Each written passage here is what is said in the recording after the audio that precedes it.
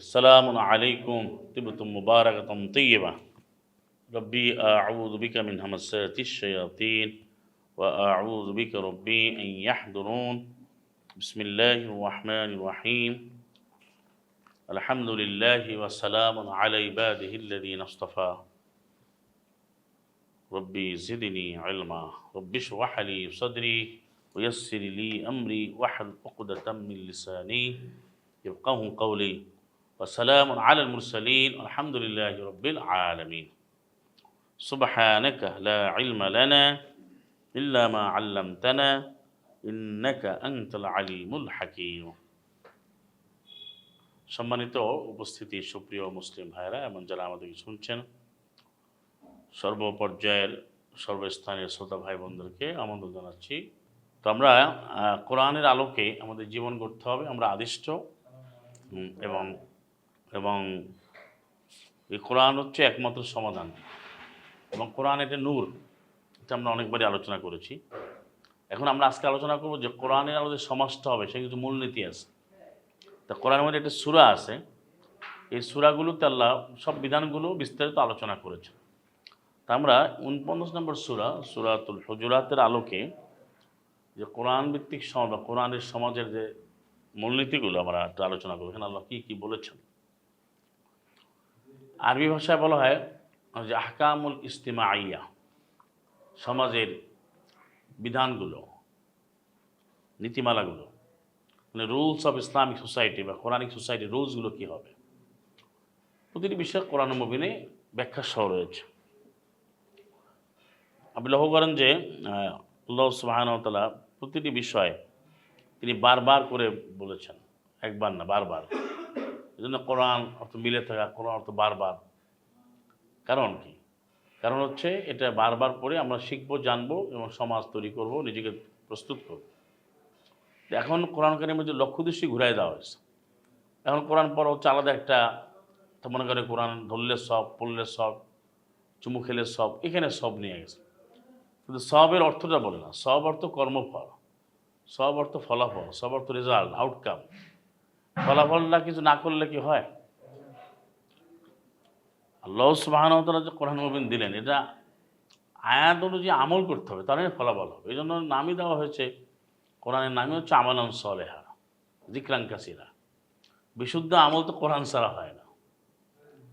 তো এখানে সমাজে এটা চালু করা হয়েছে যে এটা করলে এত সব হবে, অত সব হবে।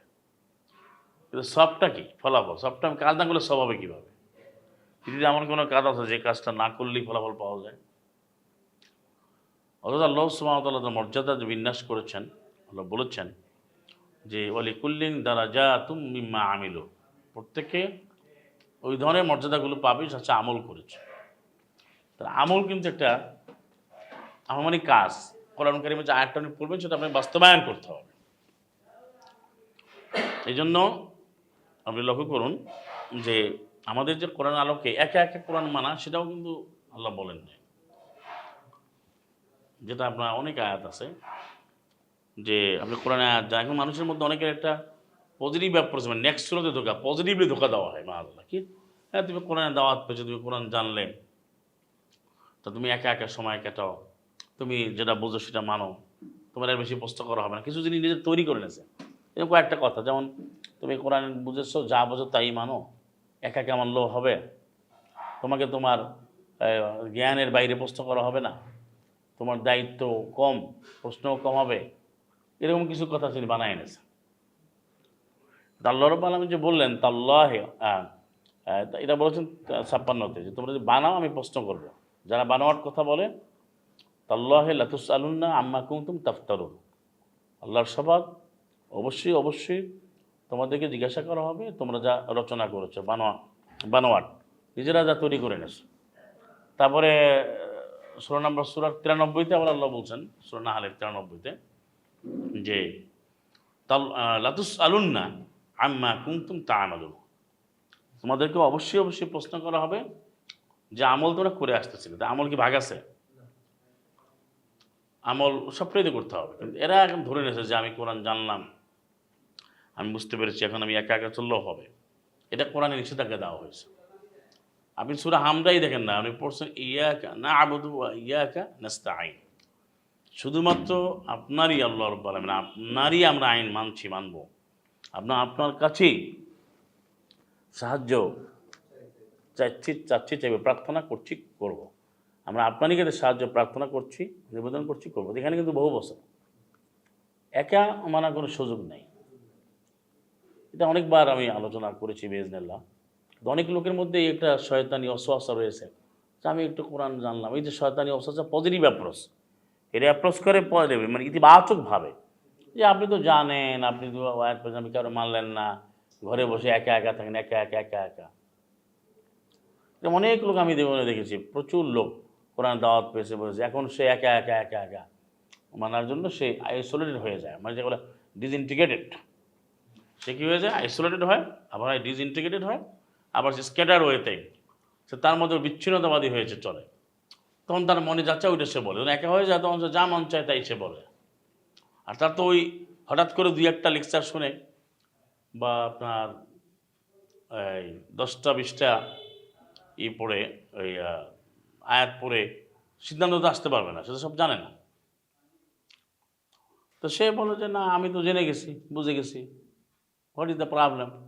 কিন্তু আপনি আয়াত দেখবেন, আমি আয়াত থেকে বলছি 34 নম্বর সূরা 34-এর 46 দেখেন, সূরা সাবার 46, ইন্নামা আইযুকুম বিওয়াহিদা, অবশ্যই অবশ্যই আমি তোমাদেরকে, আল্লাহ বলেন আমি ওয়াজ করছি, একটি বিষয় আদেশ করছি।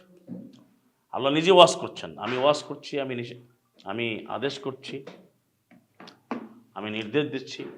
আল্লাহর ওয়াজ এটা কি সাধারণ ব্যাপার? আল্লাহর আদেশ, অডিয়েন্স না, সরাসরি অর্ডার না।